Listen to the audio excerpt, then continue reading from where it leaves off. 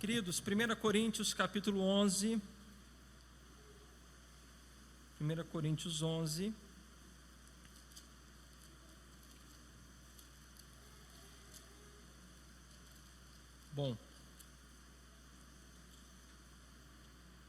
nessa noite de ceia, nós vamos tratar então sobre 4 atitudes que nós devemos ter na ceia do Senhor. Repito, 4 atitudes que nós devemos ter na ceia do Senhor. Todas as vezes que você se assentar na mesa do Senhor para participar do corpo e do sangue de Cristo, essas 4 atitudes são necessárias.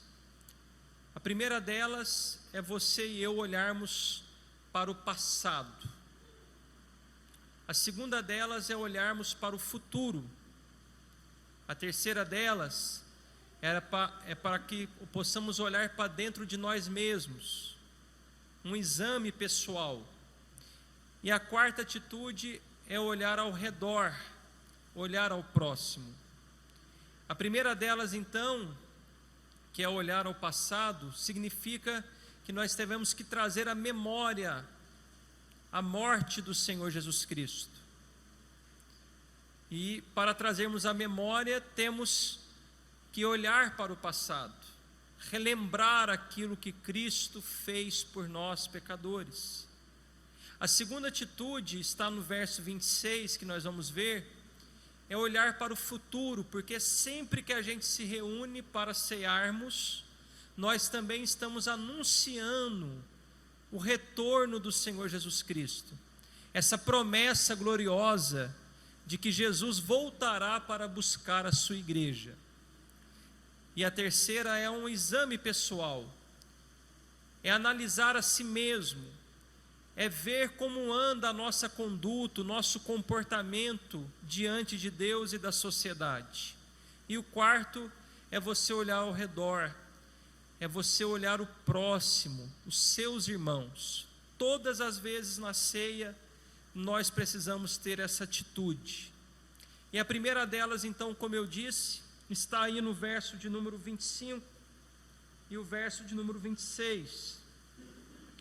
Diz assim: por semelhante modo, depois de haver ceado, tomou também o cálice, dizendo: este cálice... Perdão, irmãos, número 23. Porque eu recebi do Senhor o que também vos entreguei, que o Senhor Jesus, na noite em que foi traído, tomou o pão, e tendo dado graças, o partiu e disse: isto é o meu corpo que é dado por vós, fazei isto em memória de mim. Por semelhante modo, depois de haver ceado, tomou também o cálice, dizendo: esse cálice é a nova aliança no meu sangue. Fazei isso todas as vezes que o beberdes em memória de mim.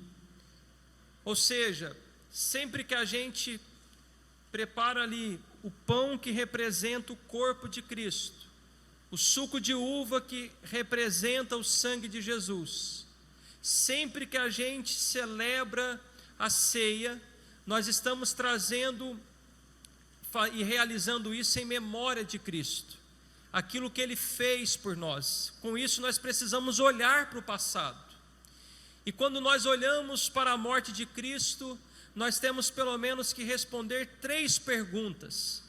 A primeira delas é: como Cristo morreu?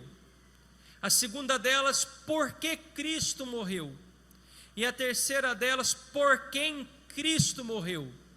A primeira pergunta é: como Cristo morreu? E a primeira resposta a essa pergunta é: Cristo morreu voluntariamente. O que isso significa dizer? Isso significa dizer que Jesus Cristo, Ele se entregou por nós. Jesus Cristo, Ele deu a sua própria vida. Lá em João capítulo 10, verso 17 e 18, Ele diz que ninguém tem poder de tirar a sua vida, mas que Ele espontaneamente, voluntariamente a dá. Ninguém tem poder de tirar a vida de Cristo. E isso é demonstrado também quando o Senhor Jesus Cristo, ele é abordado no jardim do Getsêmani, quando Judas Iscariotes, juntamente com os soldados romanos, foram até o jardim para prendê-lo. E quando o Cristo, ele se identifica, ele se apresenta, porque estava tendo um certo tipo de dificuldade, porque era noite, e eles então não estavam conseguindo ver quem era Jesus ali. Então Cristo vem e se apresenta, isso está lá em João capítulo 18, verso 6, e ele chega e diz: eu sou. E a Bíblia diz que todos recuaram e caíram por terra. Quando eles ouviram a voz do Senhor Jesus Cristo se declarando: eu sou, eles recuaram e caíram por terra. Porque nós devemos se lembrar que o nosso Senhor e Salvador Jesus Cristo, ele não foi somente um homem, ele não é somente um homem, ele é plenamente Deus e plenamente homem.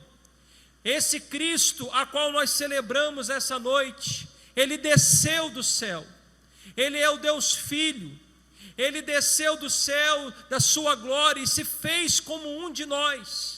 E por muitas vezes o povo de Deus se esquece dessa gloriosa verdade, que quem se entregou por nós foi o próprio Deus, na pessoa do Filho.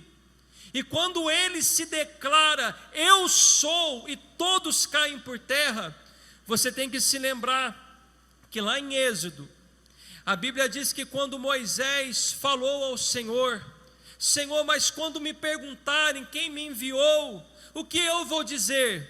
E Deus disse a Moisés: diga que o eu sou te enviou.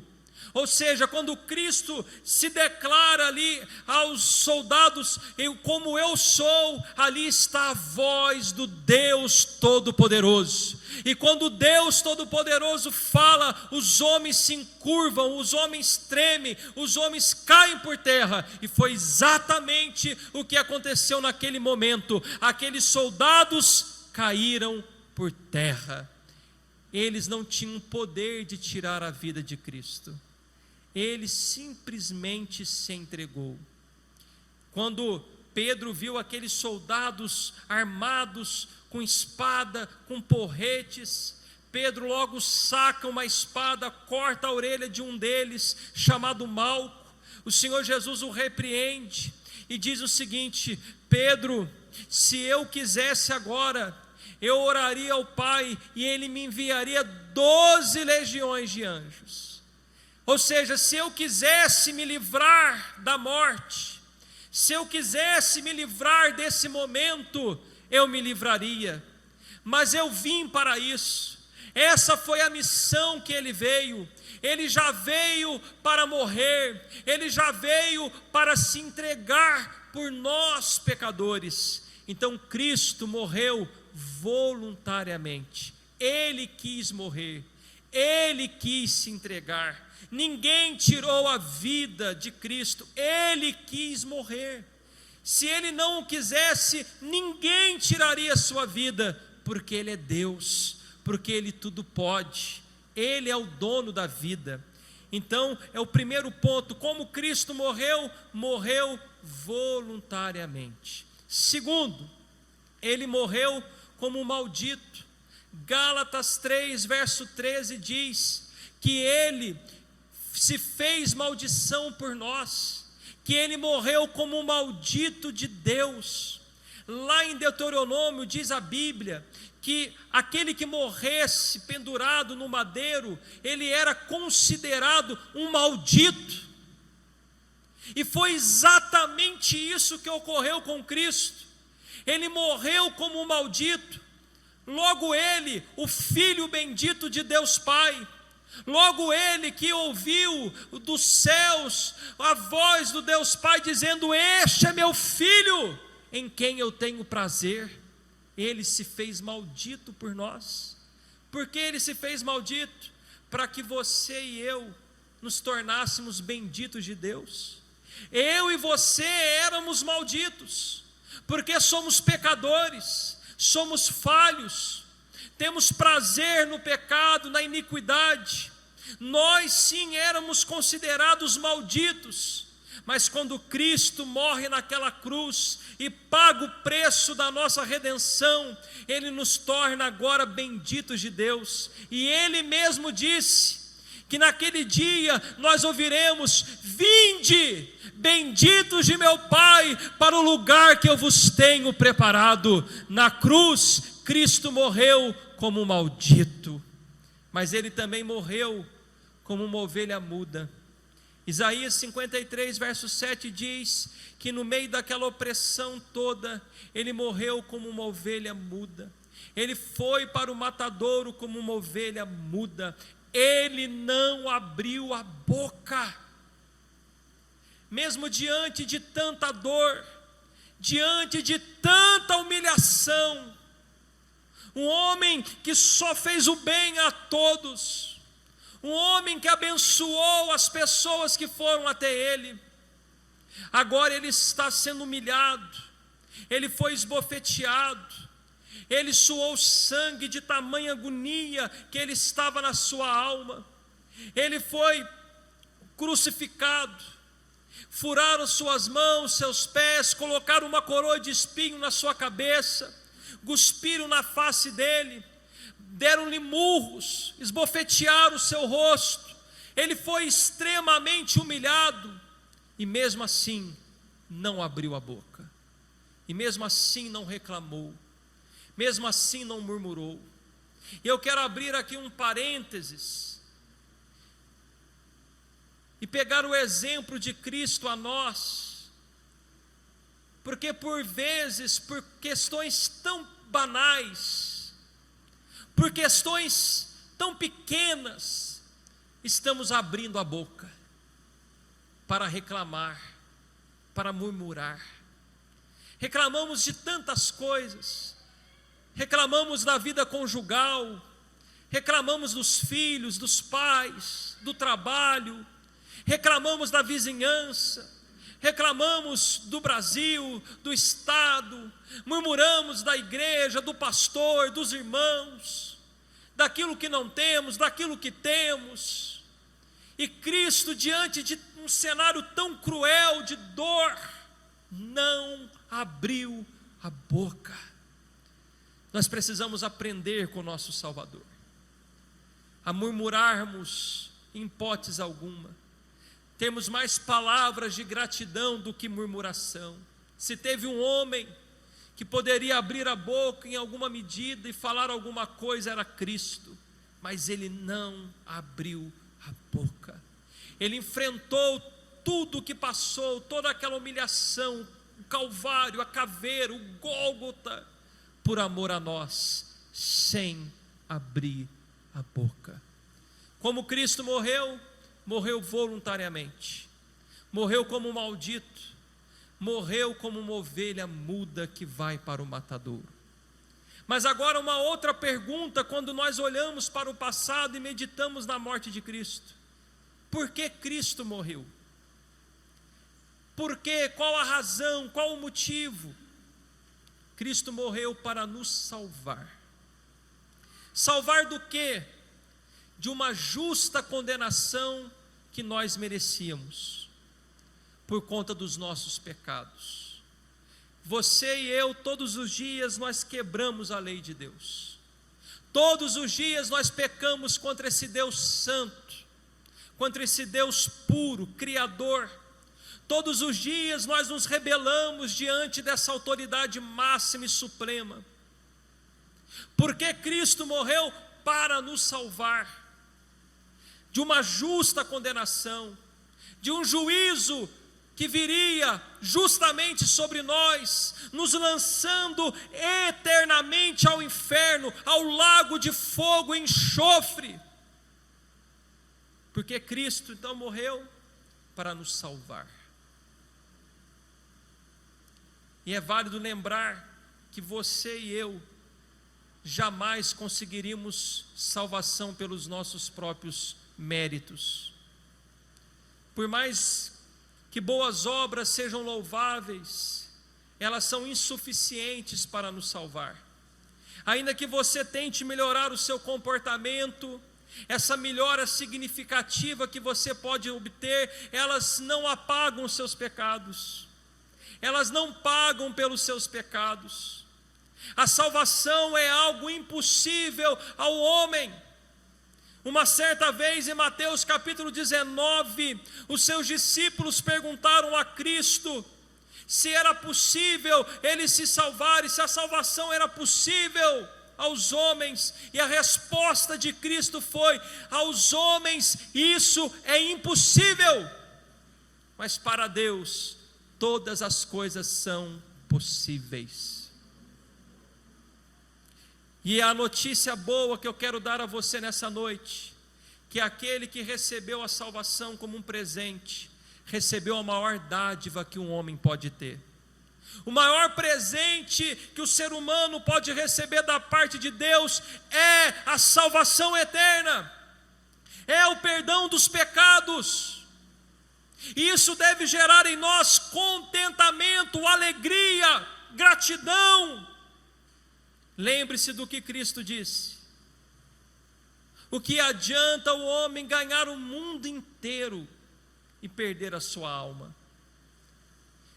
Ele usou uma linguagem hipérbole, um exagero, para ilustrar e para enfatizar uma verdade: nenhum homem é capaz de ganhar o mundo inteiro. Mas ele lançou essa hipérbole para nos fazer refletir de que nada nesse mundo se compara ou é válido diante da nossa alma, da salvação da nossa alma. Então, se você é salvo na pessoa de Jesus Cristo, se alegre nessa noite, adore a Cristo nessa noite, porque você já recebeu o maior milagre que um homem e uma mulher pode receber. E ainda que você não esteja vivendo dias bons, talvez você está naquela fase da vida que tudo dá errado, você ainda tem motivos para se alegrar nessa noite, porque você recebeu a maior dádiva que um homem pode receber, que é a salvação eterna. O que vai adiantar você ter tudo nessa vida e não ser salvo? O que vai adiantar você ter todos os bens materiais, realizar todos os seus sonhos e projetos, e no final dessa vida você ser condenado? Meus irmãos, nós somos um povo abençoado, porque recebemos essa dádiva de Deus, a salvação eterna. Porque Cristo morreu para nos reconciliar com o Pai. O pecado, ele trouxe uma ruptura, ele nos afastou de Deus. Isaías capítulo 59, verso 1 e 2 diz que os nossos pecados fazem divisão entre nós e o nosso Deus, e na morte de Cristo, Ele nos reconciliou. Romanos 5, verso 9, nos reconciliou pela morte do seu Filho. Nós que agora estávamos longe, estamos perto. Nós que éramos objetos da ira de Deus, agora somos filhos de Deus. A morte de Cristo nos trouxe para os braços do Pai. Agora nós temos comunhão com Deus, e isso significa tantas coisas. Sabe esse vazio que você tem na sua alma? Que você e eu, antes da nossa conversão, tentávamos preencher com tantas coisas. Alguns tentaram preencher com os vícios, com as drogas, com as bebidas. Outros tentaram preencher esse vício com a fama, com o dinheiro, com os bens materiais. Outros com a prostituição e tantas outras coisas. E quanto mais se praticava essas coisas, mais o vazio na alma era nítido. Agora, porque somos reconciliados com Deus por meio de Jesus Cristo, todo esse vazio agora é preenchido pela presença do Espírito Santo que habita em nós. O Espírito de Deus habita em nós, porque Ele é dádiva consequente da morte de Cristo. Fomos selados pelo Espírito, somos habitação do Espírito, porque Cristo, Ele morreu no Calvário por nós. E a terceira pergunta é: a primeira foi, como Ele morreu? A segunda é por que ele morreu. E a terceira é por quem ele morreu. Ele morreu pelo seu povo. Mateus capítulo 1, verso 21 diz que Cristo, eu vou ler o texto aqui, Mateus capítulo 1, verso de número 21 diz: ela dará à luz a um filho, e lhe porás o nome de Jesus, porque ele salvará o seu povo dos seus pecados. Cristo veio morrer pelo seu povo. Em João capítulo 10 diz que o bom pastor dá a vida pelas suas ovelhas. Cristo veio pagar a conta do seu povo, o débito do seu povo, porque o pecado é visto na Bíblia como uma dívida. É por isso que na oração do Pai Nosso, no original, e muitas traduções em português, você quando vê a oração do Pai Nosso é: perdoa as nossas dívidas. Cristo veio morrer pelos pecados do seu povo, das suas ovelhas. E nenhuma gota de sangue que fora derramado por Cristo será em vão. Todos pelos quais Cristo morreu serão salvos para a glória de Deus Pai. Ele morreu pelo seu povo, e a sua morte é eficaz, a sua morte é poderosa. Ele não morreu para nos dar possibilidade de salvação, ele morreu para efetivamente nos salvar. A salvação é algo garantido pelo sangue de Jesus Cristo. Quando eu me assento na ceia, eu preciso olhar para trás e trazer à memória a morte de Cristo. Como ele morreu? Morreu voluntariamente. Morreu como maldito de Deus. Morreu como uma ovelha muda que vai para o matadouro. Porque ele morreu? Morreu para nos salvar da condenação eterna, para nos reconciliar com Deus Pai. Por quem ele morreu? Morreu pelo seu povo, morreu pelas suas ovelhas. E agora, quando nós nos assentamos na ceia, nós precisamos olhar para o futuro, olhar para frente. Verso de número 26, 1 Coríntios, capítulo 11, verso de número 26. Porque todas as vezes que comerdes este pão e beberdes o cálice do Senhor, anunciais a morte do Senhor até que Ele venha. Nós temos uma promessa gloriosa. E essa promessa é de que Cristo voltará para buscar a sua igreja, para buscar o seu povo. Quantos aqui nessa noite estão esperando a volta do Senhor Jesus Cristo? Você está esperando a volta de Jesus para hoje? A Bíblia diz em Hebreus 10, 37, mais um poucochinho de tempo, o que há de vir virá e não tardará. Nós temos essa promessa, e na ceia essa promessa ela é renovada, essa esperança é renovada. Ainda mais nós, irmãos, que fomos agora salvos, que temos a mente de Cristo, o sentimento de Cristo, quando nós nos deparamos com as notícias diárias, o nosso coração se entristece, de ver tanta injustiça, de ver tanta imoralidade, de ver tanta crueldade. Então nós olhamos para esse mundo e nos entristecemos e ficamos desesperançosos, ficamos angustiados, mas aí então o Espírito de Deus nos traz ao coração de que nós não somos daqui. A Bíblia diz que nós somos estrangeiros, nós somos peregrinos, breve nós iremos embora, breve Cristo nos arrebatará, breve estaremos com o Senhor, que é infinitamente melhor. E Paulo disse em 1 Coríntios 15, 19, se esperarmos em Cristo somente nessa terra, somos os mais miseráveis de todos os homens. Irmãos, tomemos cuidado. A verdade é que nós temos uma facilidade imensa de nos apegarmos com as coisas dessa vida, com as coisas materiais. É necessário trabalhar, é necessário estudar, é necessário labutar. Mas tomemos cuidado, para que a gente não coloque essas coisas em primeiro lugar. Tomemos cuidado para que essas coisas não se tornem um Deus na nossa vida. O Senhor Jesus Cristo diz: vocês não podem servir a Deus e a Mamon. O que é Mamon? O dinheiro.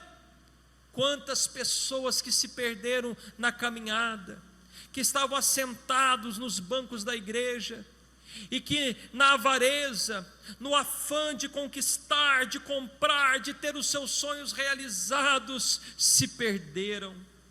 Queridos irmãos, na ceia nós precisamos nos lembrar que nós não somos daqui, que o nosso coração não pode estar nas coisas desse mundo, dessa terra, que nós somos um povo peregrino, nós somos um povo que somos considerados estrangeiros. O céu é o nosso lugar, novos céus, nova terra, ali é o lugar aonde Deus preparou, aqui é o lugar aonde Deus preparou, mas depois de tudo restaurado, nós temos essa promessa de que Cristo voltará para buscar a igreja.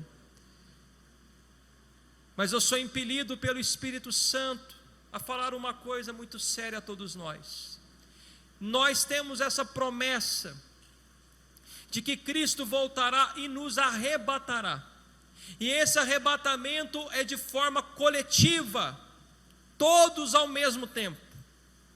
Mas nós temos que nos lembrar que Cristo pode voltar a nós de uma outra maneira, individualmente.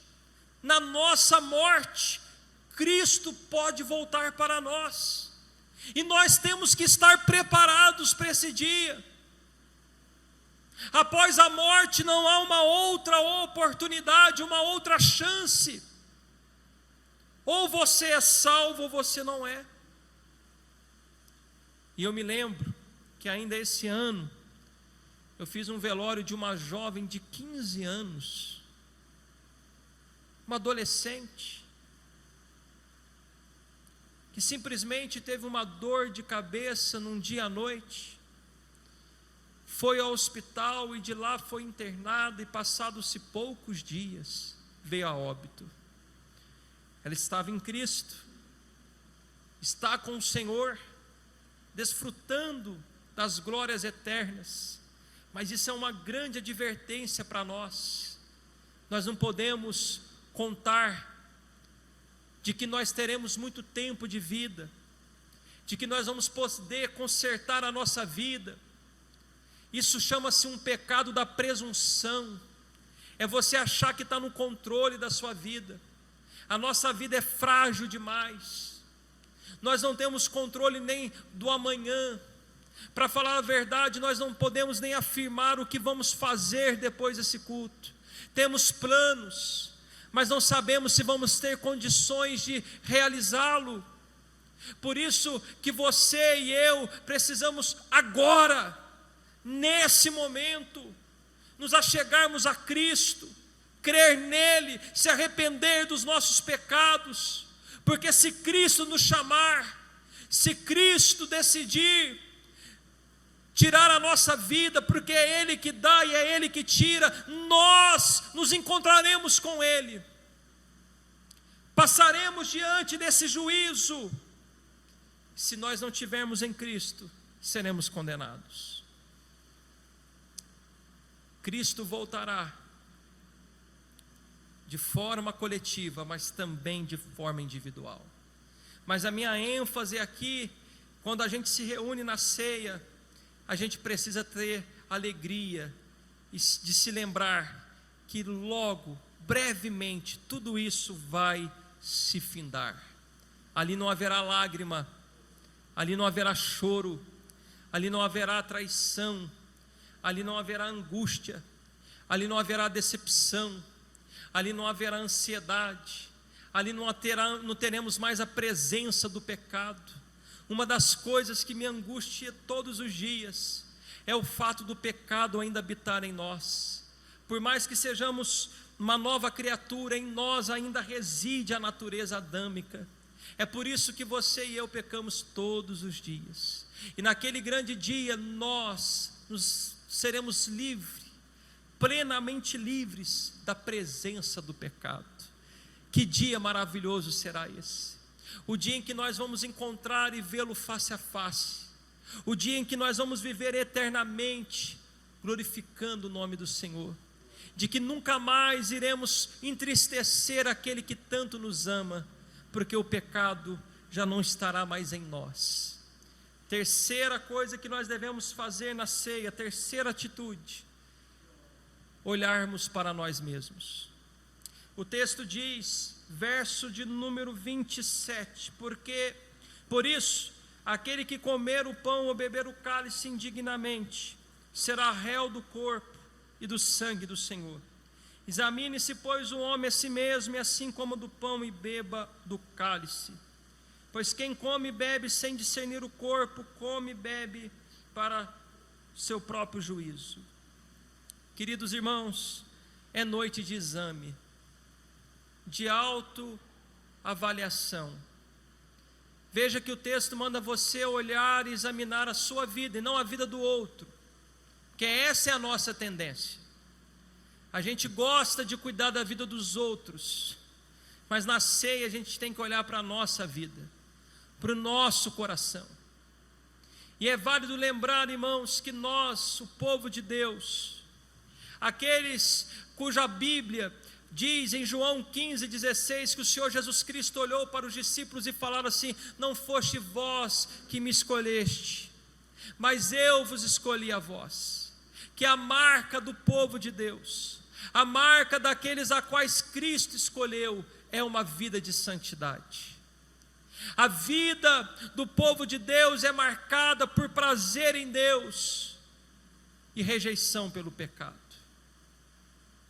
A marca de um homem e de uma mulher que foi separado por Deus, que foi escolhido por Deus, é prazer na santidade. Há um grande engodo, há uma grande mentira de que se você crê na doutrina da eleição, de que Deus escolhe pessoas, agora a pessoa tem total liberdade para pecar.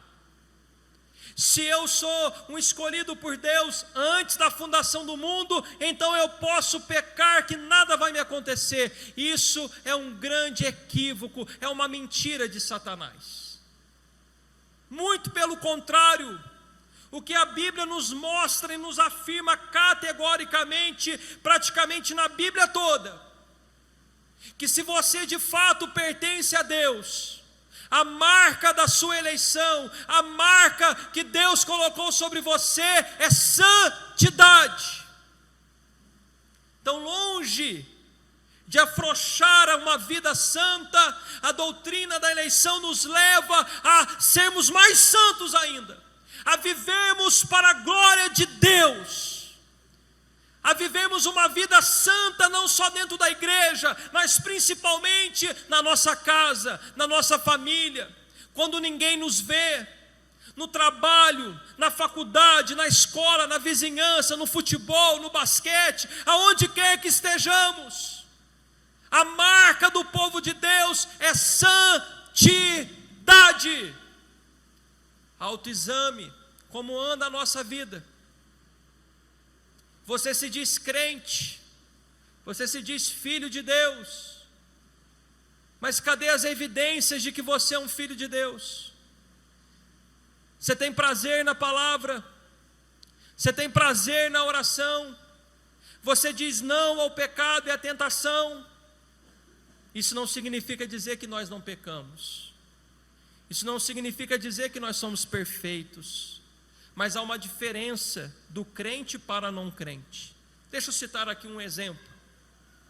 Um cristão, ele pode sim pecar. Infelizmente nós temos ainda a presença do pecado. Então com isso, ele pode, por exemplo, em uma fraqueza, em uma falta de vigilância, no momento de crise, ele pode, por exemplo, acessar uma pornografia. Mas como ele se sente após acessar é que vai mostrar que ele é um filho de Deus. Ele sente angústia,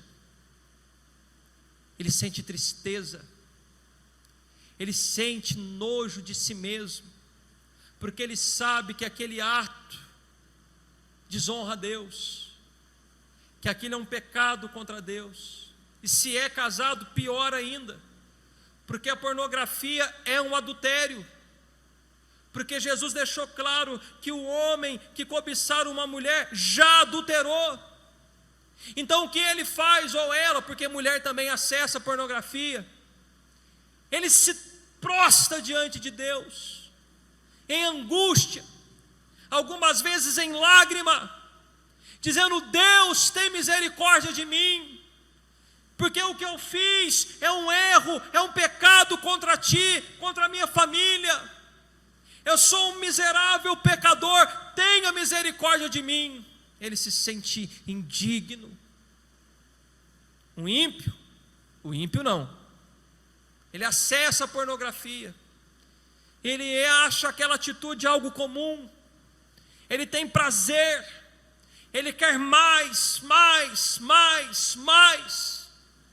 E quando é um ímpio que está na igreja, quando ele ouve uma palavra dessa, ele não dá tanta importância, ele não se sente tão atingido com uma palavra dessa. Mas um crente que está tendo esse tipo de pecado, quando ele ouve uma palavra dessa, o seu coração é cortado, porque a espada de Deus, a palavra de Deus que é a espada, ela penetra no coração dele, ele se sente atingido, ele diz: Deus, tem misericórdia de mim. Como nós reagimos diante do pecado? Para o ímpio, mentir é normal, uma mentirinha não faz mal. Para o crente não existe mentirinha e mentirona. Ele se sente mal, porque o pai da mentira é o diabo, e ele tem como pai o Deus Santo. Então, como nós reagimos ao pecado? Veja como isso é sério. O pecado para nós é um acidente.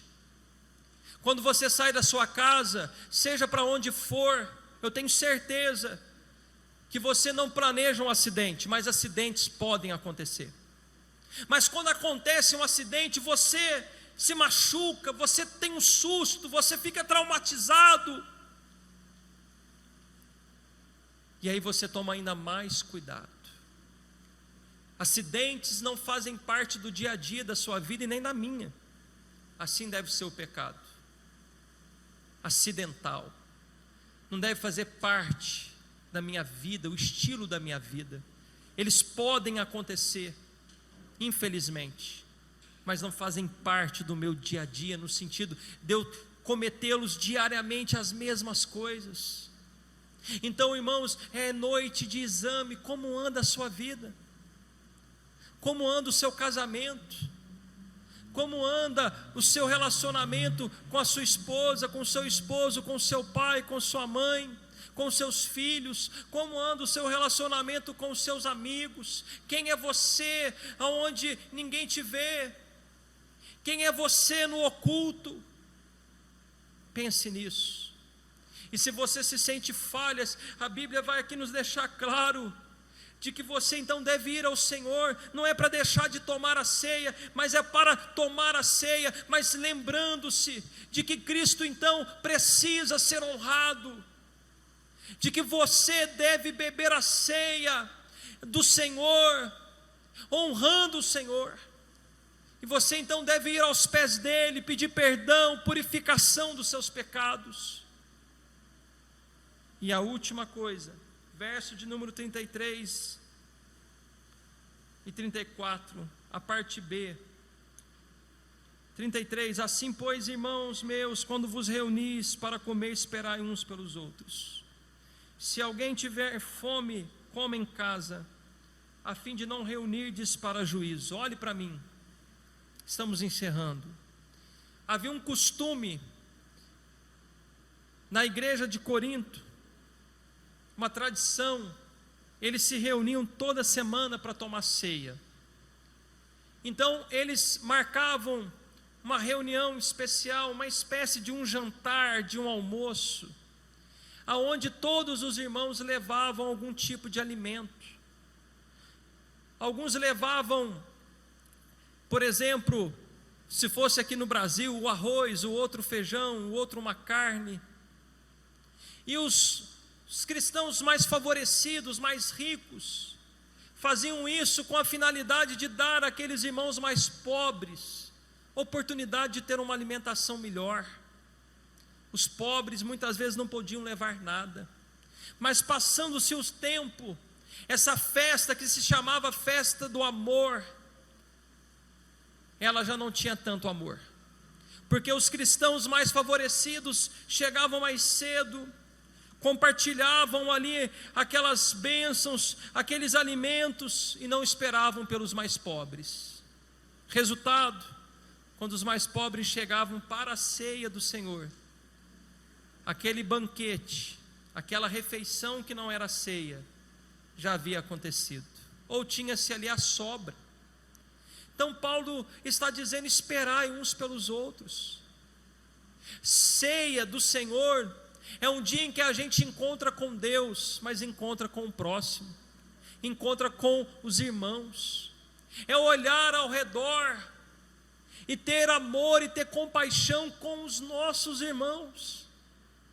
A ceia, então, hoje, nos dias de hoje, nos faz lembrar que você tem irmãos e que nós devemos se preocupar com os nossos irmãos. E talvez, irmãos, nunca houve na história relacionamentos tão superficiais entre a humanidade. Somos a geração virtual, temos 5.000 amigos no Facebook, mas no dia a dia não temos amigos, não temos relacionamentos profundos, não temos encontros humanos, não temos olho no olho, não temos mais o abraçar. E quando eu digo abraçar, não agora na pandemia, mas pense no mundo antes de pandemia, relacionamentos na igreja. Quando que você se doou ao seu irmão? Quando que você sentiu falta do seu irmão na igreja? Qual foi a última visita que você fez para alguém que pertence à família de Deus? E eu disse nos cultos anteriores e repito: nunca uma geração teve tantas condições e ferramentas para ter comunhão. Você pode fazer uso das redes sociais para entrar em contato, WhatsApp. Por exemplo, um período de um irmão que está em isolamento, ou porque está com sintomas do Covid, ou porque está com o Covid, você pode ligar, você pode entrar em contato pelo WhatsApp, você pode externar a ele: querido irmão, querida irmã, como você está? Demonstrar preocupação, zelo, amor, dizer àquele irmão: estou orando por você, você é importante, você é alguém que nós amamos.